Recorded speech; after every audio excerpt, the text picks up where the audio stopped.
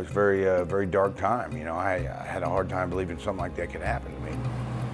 Everything changed for Tommy Morrison on February 10th, 1996. Just hours before he was to fight on national television, the heavyweight boxer learned he had tested positive for HIV. The bout was canceled, a multi-million-dollar contract to fight Mike Tyson disappeared, and his world was turned upside down. That caused my life to spiral out of control in a big way. Some of my best friends that I grew up with wouldn't even wave at me going through town. Gym I worked at in, I went, you know, after I had to retire, I went in there to work out, and this guy come up and it's like, man, you know, you're gonna have to, you know, you're costing me money, is what he said. I'm like, what are you talking about? He's like, half these people don't want to work out here because, you know, they see you working out and sweating on the machine, you know.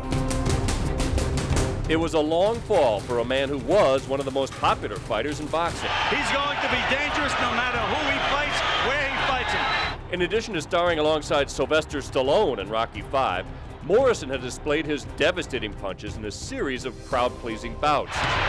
Morrison, bang! Oh, a good right hand by Morrison! Including his 1993 unanimous decision win over George Foreman for the WBO title. A right hand from Tommy Morrison! So, with his boxing career over at age 27, Morrison struggled. He pled guilty to DUI charges, spent 14 months in prison on drugs and weapon charges. But in the last few years, he has turned the corner, primarily because Morrison now believes he never had HIV. The more research I did, the more I found out that what I was being told was a bunch of bull.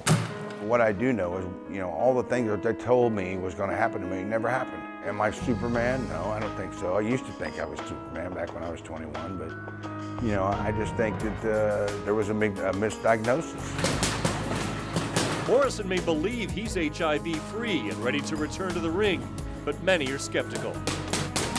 So, he has a plan to prove the naysayers wrong. The first thing is, you know, got to pass the medical exam in Las Vegas. You know, that's like the hub of American boxing. And that's the same test that I failed back in '96, or allegedly failed. I guess I did fail it for some reason. Once that's done, then we're off and running. Then the world is my crystal ball. He has other motivation as well, namely his fiancée, Lisa, who is the reason he's now living here in Los Angeles. Tommy is my best friend, my future husband. I feel like we're one person in two bodies, and I've never experienced that. I love Tommy. You can't help who you fall in love with, so we'll just have to march through it together.